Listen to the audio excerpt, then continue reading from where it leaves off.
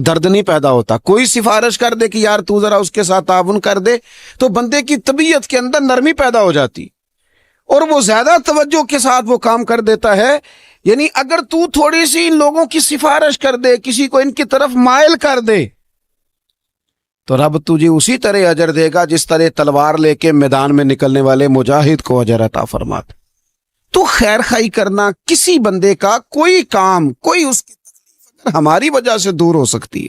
لیکن اسلام نے تیمارداری کا کہا, اسلام نے تعزیت کا کہا, اسلام نے سلام کرنے کا کہا, اسلام نے جنازہ میں شرکت کا کہا, اسلام نے مختلف اوقات میں ہمیں جمع کیا تاکہ ہم ایک دوسرے کے مسائل کو جان سکیں.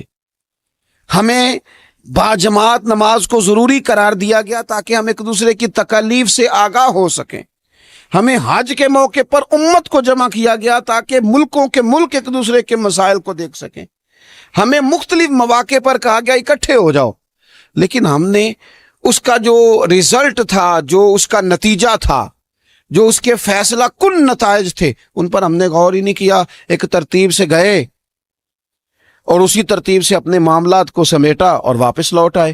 تو کسی بندے کی اگر کوئی ہمدردی کی جا سکتی ہے, جس شخص کا مال ابو جال نے دبا لیا تھا, میرے رسول پاک علیہ السلام خود چل کے ساتھ نہیں گئے تھے, اور وہ شخص کہتا ہے کہ میں نے خود نبی پاک علیہ السلام کا انداز دیکھا کہ حضور کی جھکی ہوئی نظریں اٹھی, غضب سے ان کے خدا بچائے کہ نور باری جلال میں اس کے پیسے دیتا ہے کہ نہیں دیتا, قریب کے پیسے دبا لیے. یہ بھی دین ہے, یہ بھی اسلام ہے, یہ بھی حضور سید عالم علیہ السلام کے پڑھائے ہوئے اسباق ہیں. اگرچہ یہ تقسیم کار ہے کہ جن کے پاس قوت نافذہ ہے وہ اس کا نفاذ کریں گے, لیکن اگر کسی عام آدمی کے اٹھنے سے بھی کسی کا بھلا ہو سکے تو پھر اسے پیچھے نہیں رہنا چاہیے. وہ کسی نے کہا تھا کہ یہی ہے ذوق عبادت کی انتہا ساغر. اگر تم ذوق عبادت کا اینڈ تک اس کو دیکھنا چاہو نا, اینڈ تک, تو کہتے ہیں مجھ سے پوچھو کہ اس کی انتہا کیا ہے. یہی ہے ذوق عبادت کی انتہا ساغر کہ غم حیات کے ماروں کا احترام کرو. ان لوگوں کا احترام کرو, یہ جو لوگ تھک گئے ہیں, تکلیف میں آ گئے ہیں. تم تھوڑی سی نا, ہمارے گھروں میں ہمارے ارد گرد بہت سارے لوگ ہوتے ہیں جن کو ہم ایک دوسرے کے خلاف کرنے میں سونا کردار ادا کرتے ہیں, ودیا, لیکن قریب کرنے میں کردار ادا. آپ یقین کریں, 2 جملے کہنے سے 2 دل مل جاتے ہیں, بھائیوں میں پیار آ جاتا ہے, محبتیں فروغ پاتی ہیں, قربتیں ہوتی ہیں. لیکن یہ کام مشکل بڑا ہے, ہمیں آتا نہیں. ہم وہ والا کام کرتے ہیں جس سے نہ کوئی بڑا اچھا بھلا چل رہا ہوتا ہے سیدھے رستے پہ, لیکن ہم کوئی ایسی بات پھینکتے ہیں کہ جس سے وہ بیچارہ ٹوٹ کے بکھر جاتا ہے.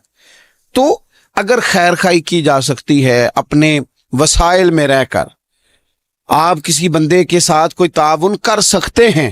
حضرت عبداللہ ابن عباس رضی اللہ تعالیٰ عنہ بھی اعتکاف بیٹھے تھے. ایک شخص مسجد میں آ گیا اور کونے میں نہ پریشان ہو کے بیٹھ گیا.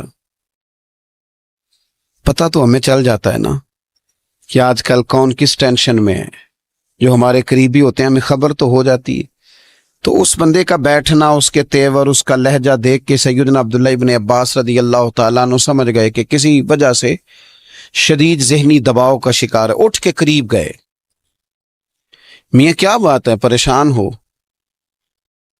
تو تڑپ گیا, بے اختیار ہی آنسو بہہ گئے, کہنے لگا مقروض ہوں اور قرض کے بوجھ نے گردن جھکا کے رکھ دی, سخت اذیت میں ہوں, اور جس کے پیسے دینے ہیں وہ سختی کرتا ہے. میرا وعدہ پھر قریب آ گیا ہے, لیکن میرے پاس کوئی ایسی صورت نہیں کہ میں اپنا قرض ادا کر سکوں. حضرت عبداللہ ابن عباس فرمانے لگے, میں سفارش کروں تو کوئی فرق پڑے گا؟ میں تیرے ساتھ چلوں تو وہ کوئی نرم پڑے گا؟ اس نے کہا جی بالکل پڑے گا. حضرت عبداللہ ابن عباس رضی اللہ تعالیٰ عنہ, میں نے شروع میں بتایا آپ کو اعتکاف بیٹھے ہوئے تھے. حضرت عبداللہ ابن عباس اٹھے, مسجد نبوی شریف سے باہر پیر رکھا, جوتے پہننے لگے تو ایک شخص نے کہا حضور آپ تو اعتکاف میں کدھر جا رہے ہیں؟